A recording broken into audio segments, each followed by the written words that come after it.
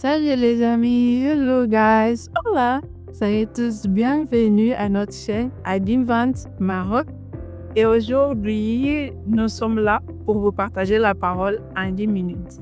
Notre thème d'aujourd'hui, il est très spécial, c'est un appel aux enfants de la maison. Et là, j'aimerais vous inviter à ouvrir votre Bible dans le livre d'Apocalypse 3, verset 20, où la parole de Dieu nous dit le suivant. Je vous lis. Voici, je m'y tiens à la porte et je frappe. Si quelqu'un entend ma voix et ouvre la porte, j'entrerai chez lui, je souperai avec lui et lui avec moi. Souvent, lorsque nous entendons ou nous lisons ces versets, nous l'utilisons ou nous pensons à ceux qui sont loin de Dieu, ceux qui ne viennent pas à l'église, ceux qui n'ont pas une communion effective avec l'Éternel. Mais si on regarde un peu plus les versets précédents, on va remarquer qu'en effet, l'Éternel il est en train de parler avec une des 7 églises de l'Apocalypse. Et là, un message est adressé à ceux qui sont dans la maison de Dieu. Alors, toi, mon frère, ma sœur, qui est dans la maison de Dieu, est-ce que, étant dans la maison de Dieu, tu es effectivement dans la communion avec ton Père ou malgré que tu es dans la maison de Dieu, tu es dispersé ou bien tu es éloigné de ton Maître? Parce que lui, il ne fait pas juste un appel aux brebis égarées de la maison, mais il appelle aussi ceux qui sont dans la maison et que parfois il peut s'avérer ils sont éloignés du Père.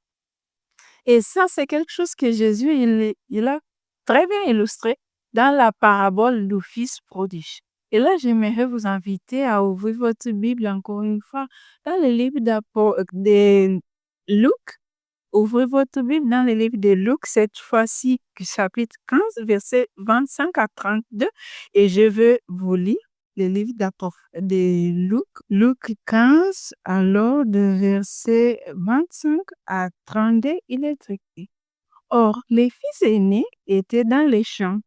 Lorsqu'il revint et approcha de la maison, il attendit la musique et des danses.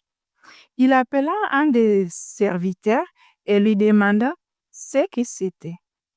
Ce serviteur lui dit, ton frère est de retour et parce que il l'a trouvé en bonne santé, ton père a tué un veau gras. Il s'est mis en colère et ne voulut pas rentrer. Son père sortit et le pria de rentrer. Mais il répondit à son père, voici, il y a tant d'années que je te sers sans avoir jamais transgressé tes ordres, et jamais tu ne m'as donné un chevau pour que je me réjouisse avec mes amis. Alors, les fils aînés de la maison dans l'histoire de fils prodigue, il était toujours dans la maison du père. Mais si on fait attention par la discrétion de la discussion entre lui et les pères, ça semble que, surtout dans les versets 29, il n'avait pas assez d'amour exactement par les pères, mais plutôt par ce que les pères avaient. Parce qu'il dit au père, tant de temps je suis avec toi et tu m'as pas donné en effet ce que tu es en train de donner à ton fils qui était égaré de toi. Et la question que j'ai pour poser à chacun de vous aujourd'hui, est-ce que nous ne sommes pas juste dans la maison du Père parce que, voilà, nous sommes habitués à avoir un Dieu à qui prier? Parce que dans les moments d'angoisse, nous voulons avoir quelqu'un qui puisse nous secourir. Qu'est-ce que vraiment est en train de te garder, qui est en train de me garder dans la maison de Dieu? Est-ce que vraiment nous avons appris à aimer notre Père et à aimer aussi notre frère, petit frère qui est égaré, qui est prodige aussi?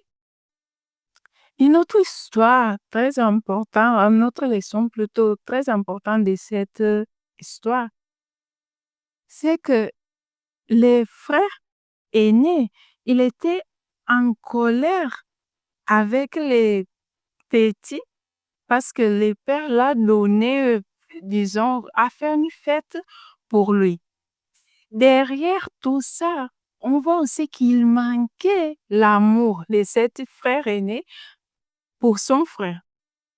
Alors, est-ce que nous, étant dans l'église, pour toi qui fais, par exemple, l'effort de garder les sabbats, est-ce que parfois il n'arrive pas que lorsque tu vois que ton frère qui a manqué l'église ou les activités de l'église pour partir faire les amants, lorsque il réussit, est-ce que n'es pas fâché avec Dieu? Je pose la question, mais moi je suis toujours là et j'ai fait l'effort, mais tu ne me permets pas de réussir, Père. Mais regarde mon frère qui n'a pas fait ce qui est bon, mais bon, il est en train de réussir. Qu'est-ce que vraiment est en train de te maintenir dans la maison de Dieu? Est-ce que tu as déjà appris à aimer le Père parce qu'il est ton Père et parce que tout ce que tu as vient de lui? Ou c'est juste parce que il a des choses à te donner? Ou bien tu es juste habitué à partir de l'église au sabbat, à mettre une bonne habit pour partir à l'église chaque samedi parce que tes amis, ta famille t'a orienté depuis comme ça. Est-ce que tu as vraiment appris déjà à aimer l'Éternel? Est-ce que tu as déjà vraiment appris à aimer tes frères et sœurs qui sont à côté de toi?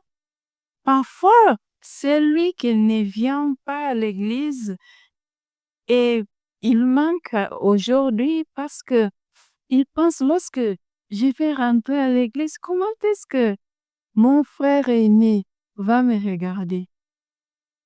Est-ce qu'il va bien me recevoir? Est-ce que ce n'est pas le cas que celui ou celle qui est loin de Dieu actuellement, ce n'est pas aussi ma faute et ta faute? Parce que notre regard, quand ils essaient de revenir, n'est pas assez accueillant. Ça, c'est une réflexion pour moi et pour chacun de vous. Apocalypse 3:20, que c'est un verset que la plupart de nous a bien mémorisé, doit nous parler aujourd'hui. L'Éternel est à la porte et il frappe dans notre cœur. Il nous invite à aimer plus profondément nos frères et sœurs. Alors, faisons l'effort. Cherchons plus d'être proches de notre bon Dieu pour qu'il puisse vraiment nous enseigner à aimer ceux qui sont autour de nous, pour que ceux qui sont éloignés, lorsqu'ils vont regarder comment l'amour il existe en nous, que cet amour puisse les donner la volonté de revenir à la maison du Père. J'espère que cette vidéo et ce message vous a apporté quelque chose de bon. Et si c'est le cas, laissez votre commentaire. Laissez votre prière au Seigneur dans les commentaires. Et n'hésitez pas à partager ce message à un frère, une sœur, un ami que tu sais qu'il a besoin de cette parole.